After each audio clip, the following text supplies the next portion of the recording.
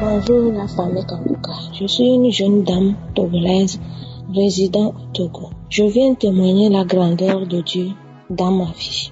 J'ai entendu parler de Kanguka en 2023 quand j'étais en stage dans une pharmacie.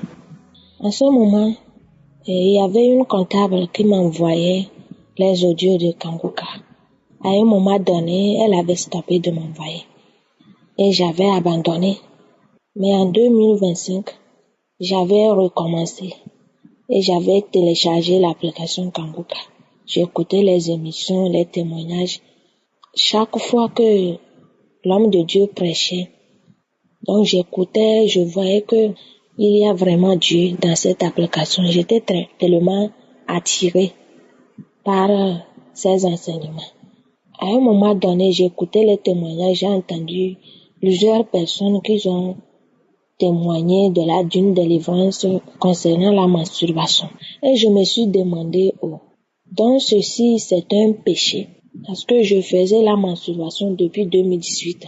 Je faisais la masturbation depuis 2018 sans savoir que cela était un esprit.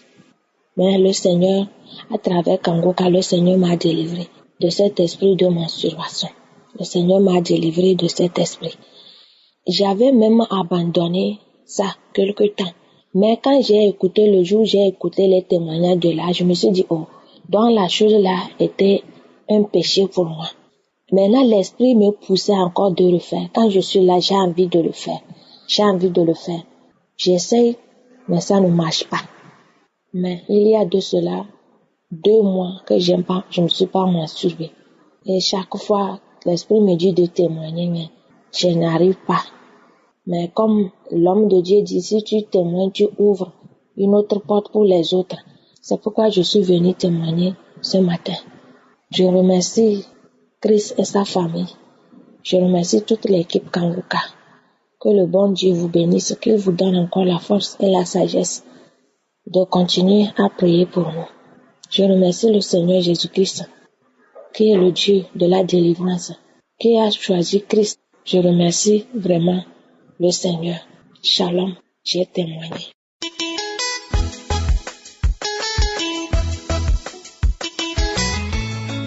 Bonsoir, peuple de Dieu. Je suis une auditrice de Kanguka. Ça fait plusieurs années que je suis Kanguka, depuis 2020. Et je suivais Kanguka, mais j'étais dans le péché de masturbation. Je ne savais pas vraiment que c'était un péché. Je le faisais et à un moment donné, je sentais que ça commençait à me déranger personnellement. Je commençais à me poser des questions, mais pourquoi je fais ça? Et à force de suivre les enseignements de Kanguka, je me suis rendu compte à un moment donné que je ne faisais plus ça. Et pour ça, je viens vraiment glorifier mon Seigneur, mon Dieu, de m'avoir délivré de ce péché-là que je faisais sans pour autant savoir que c'était vraiment un péché. C'est grâce aux témoignages, aux enseignements et aux témoignages de Kanguka que je m'étais rendu compte que ce n'était pas bien. Et gloire à Dieu, je ne le fais plus. Ça fait vraiment plus d'1 an que je ne le fais plus.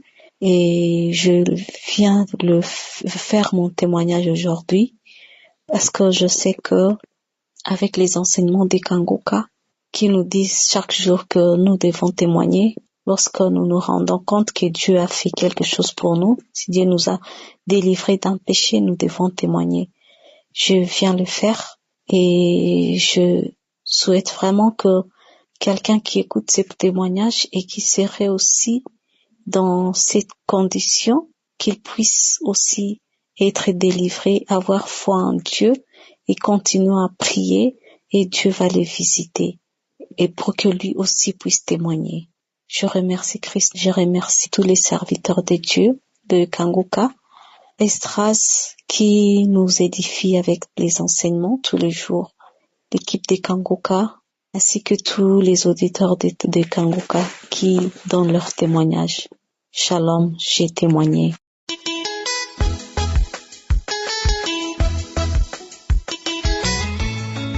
Bien-aimés dans le Seigneur, bonjour. J'envoie ce témoignage depuis le Cameroun et je voudrais rendre grâce à Dieu qui m'a apporté, grâce aux prières de Kanguka et au témoignage, la guérison de violentes douleurs que je ressentais au niveau du dos, et ces douleurs-là se prolongeaient jusqu'à ma cuisse.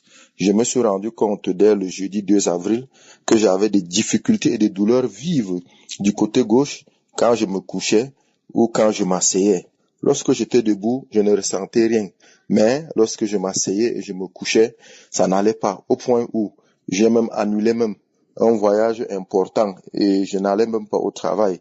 J'ai pris rendez-vous avec un kinésithérapeute, mais après, l'Esprit de Dieu me dit qu'il faut que je me concentre sur les prières de Kanguka, puisqu'il y a des personnes que le Seigneur délivre des douleurs de dos, et chaque fois quand le serviteur du Seigneur Christ prie, il ne cesse de mentionner les problèmes de dos. J'ai donc commencé à prier, je me massais le dos avec un baume thérapeutique. J'ai abandonné ce baume thérapeutique-là. Mais subitement aujourd'hui, pendant que j'étais en train de suivre les témoignages de cette semaine et la prière du samedi passé, quelque chose me dit, mais je suis en train d'effectuer des travaux, je suis assis, je ne sens plus mal au dos, ni à la cuisse. J'ai dit non, gloire à Dieu, le Seigneur m'a guéri. Je me lève, je teste, je me rends compte que tout va bien. Le Seigneur m'a guéri et j'ai dit au Seigneur que dès que je finis de suivre les témoignages et la prière du samedi, je vais témoigner. Que le Seigneur bénisse Christ, que le Seigneur bénisse tous ceux qui travaillent avec lui, les intercesseurs, leurs familles, les partenaires. Bref, nous rendons grâce à Dieu. À Dieu soit la gloire. Amen. J'ai témoigné.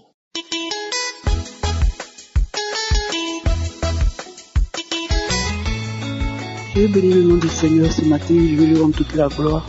Lui qui fait toutes choses bonnes en son temps. Ce matin, je me suis rappelé de quelque chose que j'ai connu comme Kanguka par le biais de ma fille. Ce matin, je me suis rappelé que avant que je ne connaisse l'émission, je souffrais de douleurs d'articulation. Ce sont des douleurs qui ont commencé un matin, un jour, comme ça. Et ça me traumatisait tellement que je ne savais pas comment faire. J'avais commencé à prendre du magnésium parce que je me suis dit que ça devait être un manque de calcium dans mon organisme. Et je prenais du magnésium régulièrement tous les matins et puis les soirs au coucher, je prenais du magnésium que j'avais commandé. Mais malgré que je prenais du magnésium, les douleurs ne s'atténuaient pas. Au contraire, même ça allait de mal en pire. Donc j'avais commencé à m'inquiéter.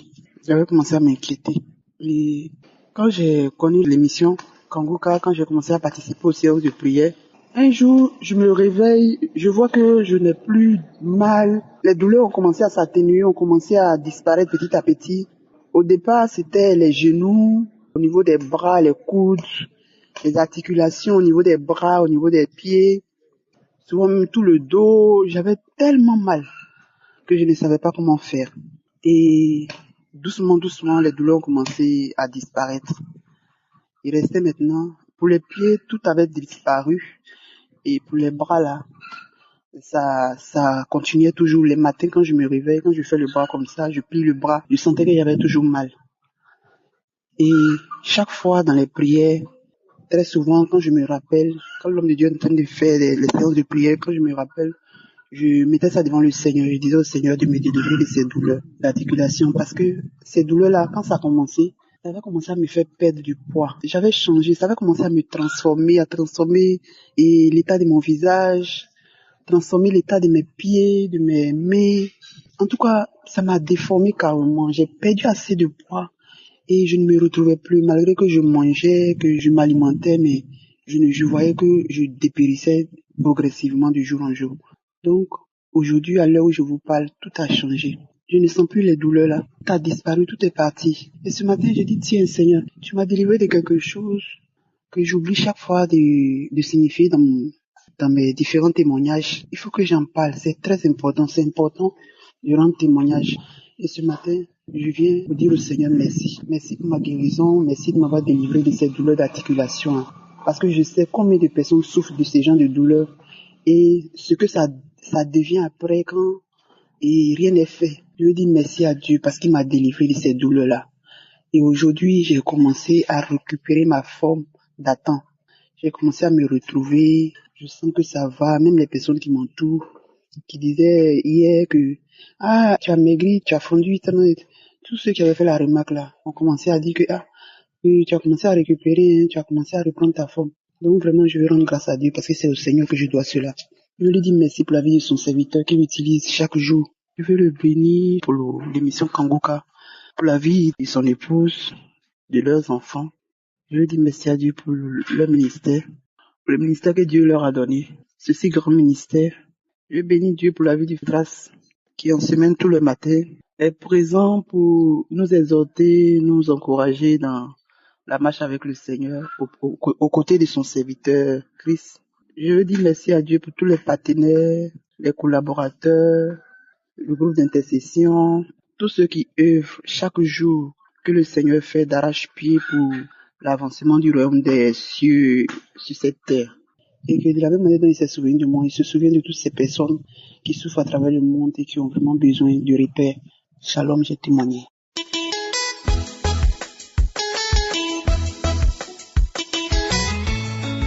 Shalom, bonjour chers auditeurs de Kangoka.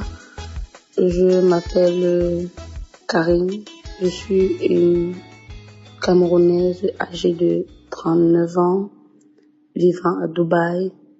Je viens aujourd'hui là donner mon témoignage qui a plusieurs volets. Je dis d'abord, je demande pardon à Dieu pour n'avoir pas témoigné à temps. Mais je disais toujours, j'attends le bon moment, ne sachant pas que Dieu prévoit son moment à lui-même. Aujourd'hui, j'ai été visitée particulièrement. Je vais commencer par le plus grand témoignage.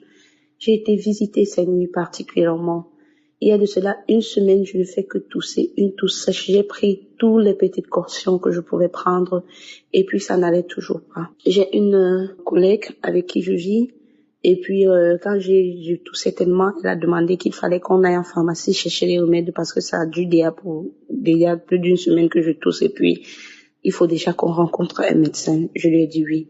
Et comme je ne dormais pas, il était 3 heures. On a essayé de chercher en ligne pour voir si on pouvait avoir une pharmacie ou alors si proche de nous qui avait un bon prix. On l'a essayé en vain. Et puis, j'ai laissé mon téléphone tomber. Comme elle avait travaillé très tard, elle s'est endormie elle aussi. J'ai pris un bain chaud et je suis revenue. Même quand je me suis couchée, ça m'étouffait toujours. Après, vers 10 heures, je me suis réveillée. J'ai mis l'émission. Il y a une émission, une conférence. La 22e conférence que Chris a fait. J'ai mis ça. J'écoutais aussi pour me distraire parce que je ne parvenais pas à dormir vraiment. Et puis j'ai dit que je prends toujours le temps d'écouter les témoignages, d'écouter les conférences, les croisades que Christ fait en fait. J'écoute toujours et puis je prie. Mais je n'ai jamais eu de manifestation et je dis mon jour arrivera. Je dis toujours Seigneur, je veux aussi témoigner. Aujourd'hui donc, quand je me couche, cette croisade, cette conférence là, pendant que je l'écoutais, le temps passait et puis je m'endormais au fur et à mesure. Après je toussais, je me réveillais, je toussais, je me réveillais. À la partie où il a dit qu'on va prier pour les malades. Il dit, levez-vous et levez votre main. J'ai dit que Seigneur, je n'ai même pas la force pour me lever ma main, mais tu vois mon cœur. J'ai la volonté. Je me suis mise à genoux sur mon lit et puis j'ai tendu ma main sur ma tête comme ceci là, signe de que je lève la main donc. Quand j'ai levé la main comme ça, il a prié, j'ai dit Amen, je reçois ma guérison. Mais jusque-là, je n'ai pas eu de manifestation. Ok, je me suis endormie. J'ai dit, puisque nous sommes en train d'aller au travail, vers 15 heures, arrivé au travail, il y a une pharmacie tout près, et puis je vais aller là-bas expliquer mon problème, et ils vont me donner mes médicaments. Cependant, au préalable, j'avais appelé un ami au Cameroun, qui m'a prescrit quelque chose que je devais regarder. Si j'ai cherché en ligne, ça n'existe pas dans mon pays, il n'y a pas le remède pas dans mon pays, mais ils m'ont donné un équivalent. Je devais donc aller en pharmacie pour donner le nom de l'équivalent là plus tard. Comme je me couche, un léger sommeil me prend. Et puis, dans le sommeil, on dit que Dieu est en train de venir donner des bénédictions. Il vient, il donne des bénédictions. J'ai reçu cette bénédiction et j'ai dit Amen, je reçois. Après, il se tourne et il veut partir. Cette lueur, cette grosse lumière-là, Elle veut partir. Elle dit que non, il y a aussi ceux qui sont malades. J'ai dit que me voici, Seigneur, je suis malade, s'il te plaît, visite-moi, Seigneur. Et puis j'ai soulevé mes deux bras en l'air. Quand je dis visite-moi, Seigneur, cette lumière-là entre en moi et je dis, je reçois ma délivrance, je reçois ma guérison. Merci Seigneur, merci Seigneur. Quand je dis ça, je sursaute du lit. Et puis un esprit me dit que tu aimes trop te mettre les choses dans la tête. Donc tu veux dire que c'est Dieu qui vient de te délivrer. J'ai dit que ça c'est le diable. Il veut me dégoûter de ma guérison. Je veux témoigner pour annuler ses plans dans ma vie. Je me suis levée. J'ai d'abord dit que non, il faut que je parle à ma voisine. Je l'ai appelée et puis je lui ai fait mon témoignage. J'ai aussi appelé quelques-uns, je leur ai fait mon témoignage. J'ai dit qu'il faut que je scelle mon témoignage dans le sang de Jésus. J'ai dit que je vais témoigner à Kangoka aujourd'hui, au nom puissant de Jésus. Je vais témoigner. Et puis j'ai réécouté l'audio de samedi. J'ai pris le numéro que Christ donne souvent pour qu'on fasse des témoignages.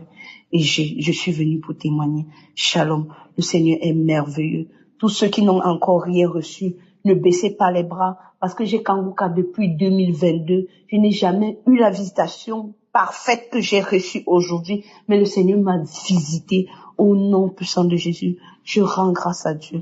Je le bénis, qu'il soit élevé pour les siècles sans fin, qu'il bénisse Christ, qu'il bénisse sa famille, ses enfants, tous ceux qui te donnent pour cette œuvre de Kangoka, que le Seigneur vous visite particulièrement et qu'il vous donne le désir de votre cœur. Amen, j'ai témoigné.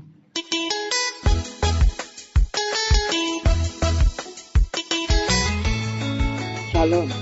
Je veux rendre mon témoignage du bienfait de notre Seigneur Jésus. Je veux demander pardon à Dieu pour le retard que j'ai accumulé. C'était depuis le mois de novembre, un mercredi matin.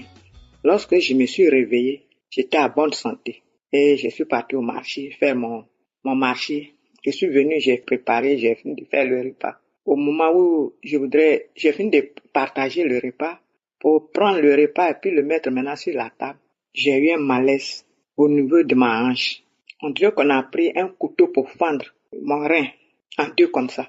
Le milieu quoi. Je ne pouvais même pas me lever. J'avais une douleur intense que je n'arrivais même pas à comprendre. J'ai tout fait pour pouvoir placer le repas de mon mari. Et je suis allé me coucher. En rampant même, aller me coucher. Je n'ai pas pu manger. Et je suis parti me coucher. Ça, c'était vers midi. Et j'étais couché. J'avais mal.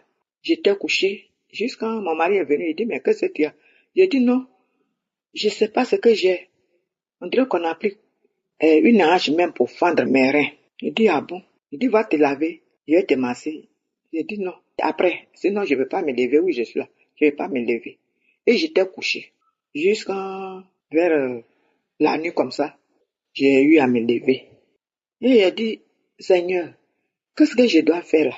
Aujourd'hui, mon portable, j'ai laissé le chargeur chez ma fille, dans un autre quartier. Et aussi, mon mari, son appareil est en difficulté. Ça y est, chez le réparateur. Mon Dieu, qu'est-ce que je dois faire? Vraiment, je suis coincé. Mais je sais que tu es au contrôle. Tu vas faire quelque chose. C'est ce que j'ai dit. Et quand j'ai fini de dire ça, j'ai eu à bailler. 4 fois. Quand j'ai fini de bailler comme ça, j'ai eu des larmes aux yeux. Et j'ai dit, Seigneur, je sais que tu es au contrôle. Et je me suis couché. Donc, jusqu'à le matin, le lendemain matin, je me suis levé très tôt, croyant que je partais pisser. Et je suis rentré dans la douche. Quand je suis rentré dans la douche, je me suis assis sur le lavabo. Et c'est pas pipi qui venait. Mais je voyais, c'est comme si on pressait quelque chose. C'est comme on pressait quelque chose dans ma colonne vertébrale comme ça. Et je voyais les selles qui descendaient. Et j'étais là jusqu'à quand c'est fini. Je me suis levé et j'ai dit Seigneur merci. Et après ça, quand je me suis levé, je n'ai pas eu le mal. Je me suis lavé et je suis sorti de la douche comme si je n'avais rien eu même. Et c'est là, j'ai eu ma guérison comme ça. Jusqu'à ces jours. C'était depuis novembre. Donc vraiment, ce soir-là, j'ai dit, mais je ne peux pas laisser ça. Avec Dieu, il n'y a pas de petits miracles. Donc je dois rendre mon témoignage du bienfait de Dieu. Ce qu'il a fait pour moi, vraiment, il m'a vraiment guéri. et j'ai eu ma guérison. Donc, je remercie le bon Dieu de tout ce qu'il a fait pour moi. Et c'est à chaque fois que j'ai de ces malaises, Dieu intervient instantanément. Donc, vraiment, je lui dis merci pour son amour envers moi. Et je bénis son serviteur Christ. Dieu est toujours avec nous. Il ne nous a jamais abandonnés. Il est toujours au contrôle dans notre vie.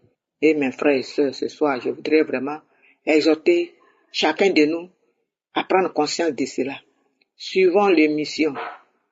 Vraiment, Dieu, il nous aime. Il est avec nous.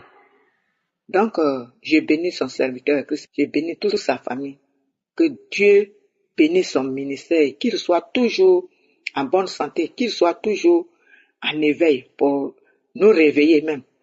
Et je prie pour les intercesseurs, ceux-là même qui sont à la brèche, nuit et jour. Et je bénis les partenaires, ceux-là même vraiment qui se mettent à la brèche pour que cette émission puisse vivre. Vraiment que Dieu vous bénisse. Qu'il bénisse vos familles.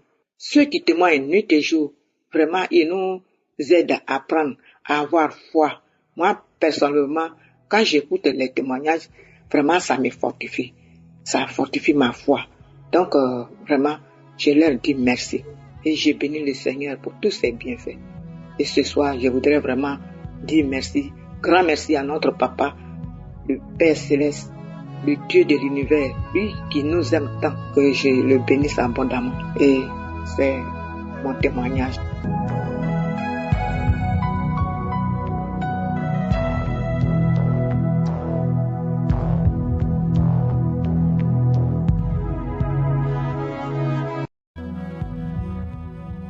Shalom. 3 points composent la devise de Kanguka. Le premier point, c'est qu'il faut accepter la volonté de Dieu même lorsqu'elle est différente de la nôtre.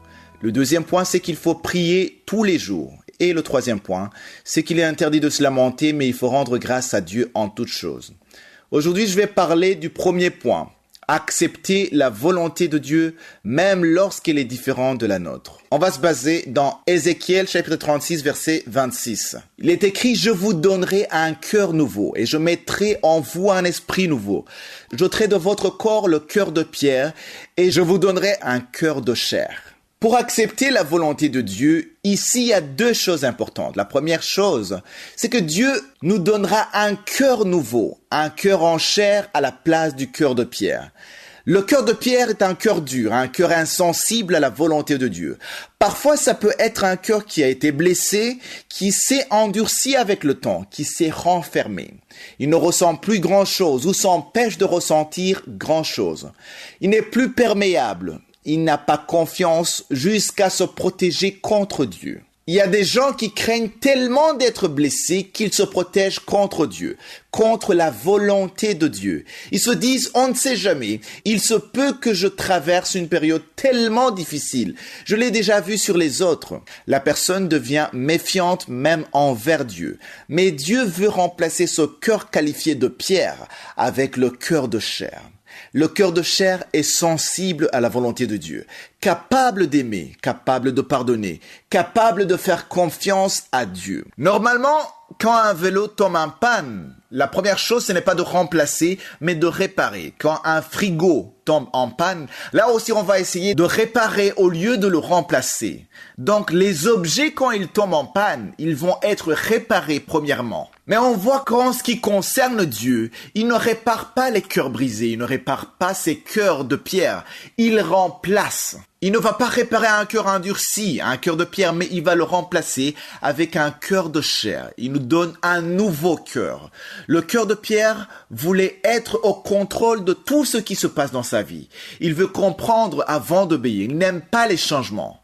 Mais le cœur de chair est humble et reconnaît que la volonté de Dieu est meilleure. Accepter la volonté de Dieu, c'est de passer de cette prière-ci, de dire « Mon Dieu, je veux que tu me donnes ceci selon mon timing, selon le temps que j'ai fixé, en fonction de mon souhait. » Et tu commences à dire cette fois-ci, quand tu as un cœur de chair, « Mon Dieu, que ta volonté soit faite, et j'attendrai le temps que toi tu y as fixé. » Donc nous avons aussi lu, « Je mettrai en vous un esprit nouveau. » Dieu ne remplace pas le cœur seulement, mais il renouvelle aussi l'esprit. Quand on accepte la volonté de Dieu, nous commençons à voir les choses différemment. On ne résiste plus Dieu comme avant. On cherche à lui plaire. On lui fait confiance pour chaque pas qu'on fait dans notre vie. Dieu ne change pas seulement ce que tu ressens, mais aussi ta manière de voir les choses. Sans un esprit renouvelé, même avec de bonnes intentions, nous risquons de mal interpréter ce que Dieu veut faire dans notre vie. Nous pouvons percevoir une épreuve comme un abandon ou un retard ou encore comme un refus de Dieu. Aujourd'hui, c'est toi qui sais ce qui te bloque pour accepter la volonté de Dieu, ce qui t'empêche d'accepter la volonté de Dieu. Est-ce une blessure, une déception, une crainte de l'inconnu? Alors aujourd'hui, décide de remettre cela entre les mains de Dieu. Laisse-le te guérir, laisse-le guérir ton cœur, renouveler ta confiance en lui. Choisis de lui dire, « Mon Dieu, je ne comprends peut-être pas tout, mais je t'abandonne tout, j'accepte ta volonté. » Et après, il va agir dans ta vie.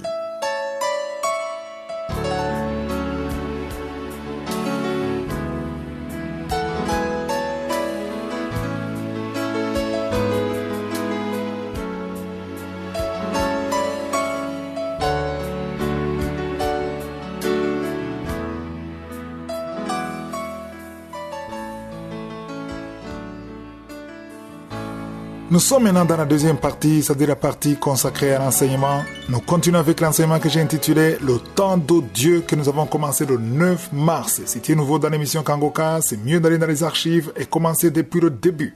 Vendredi dernier, en terminant, nous parlions des circonstances autour de l'emprisonnement de Joseph. Mais avant de parler de la prison, je me sens interpellé par l'Esprit de Dieu à vous expliquer encore comment Joseph a pu vaincre le péché de fornication. D'abord, il faut comprendre que Potiphar avait vraiment confiance en lui. Il lui a confié toute sa maison, lui a tout confié parce qu'il avait la faveur de Dieu.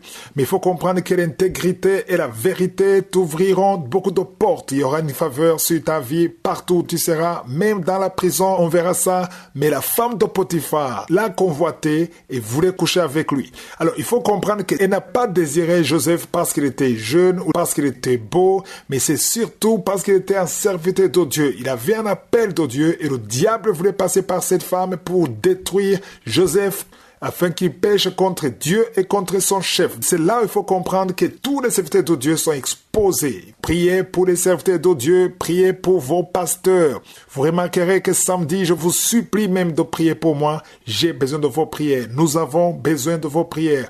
Les serviteurs de Dieu sont toujours des cibles du diable pour déshonorer le nom de Dieu. Et on a vu au verset 9, c'est toujours dans Genèse 39, verset 9, Joseph a dit, « Comment ferai-je un aussi grand mal et pécherai-je contre Dieu ?» Ça c'est clair, on voit vraiment quelqu'un d'intègre. Ici, il faut souligner que Joseph n'avait pas le Saint-Esprit, il n'était pas rempli du Saint-Esprit comme certains d'entre vous. Il n'avait pas la Bible, il n'avait pas la loi avec lui, mais il craignait Dieu.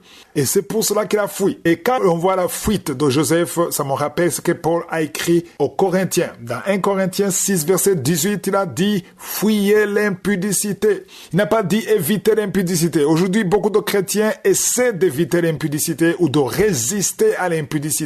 Mais la parole de Dieu ne nous demande pas de résister à l'impudicité, mais de fuir l'impudicité. Comment est-ce qu'on fuit l'impudicité? C'est-à-dire qu'on évite les circonstances qui nous mettent dans la vulnérabilité, dans la tentation. Il faut fuir. Il faut éviter des moments d'intimité avec quelqu'un qui n'est pas ton mari ou ta femme. Faites attention. Au verset 18, il a montré la différence entre le péché d'impudicité et les autres péchés. Parce qu'il dit, c'est lui qui se livre à l'impudicité. Il pêche contre son propre corps. D'abord, il a brisé la loi de Dieu, mais il pêche contre son propre corps, qui n'est rien d'autre que la maison de Dieu, le temple de Dieu. Donc, quand tu commets l'impudicité ou l'adultère, tu détruis la maison de Dieu.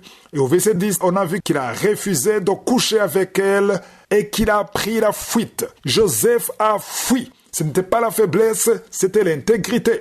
Joseph était plus fort certainement que cette femme, mais il n'a pas voulu se battre. Il a voulu fuir parce qu'il ne voulait pas pécher. Au verset 12, c'est là où on voit qu'elle a saisi son vêtement en disant « Couche avec moi » et lui laissa son vêtement dans la main et s'enfuit au dehors. Lisez dans votre Bible, on dit que Joseph a fui. C'est très important de comprendre qu'il a fui. Il n'a pas résisté. Ne résistez pas, mais fuyez. Évitez des moments où le diable peut vous tenter. Ne vous exposez pas parce que c'est dangereux. En fait, beaucoup de chrétiens ne comprennent pas l'importance du mot le temple de Dieu. Le corps, c'est le temple de Dieu. Si vous lisez dans 1 Corinthiens, chapitre 3, versets 16 à 17, le même Paul écrit, « Ne savez-vous pas que vous êtes le temple de Dieu et que l'Esprit de Dieu habite en vous ?»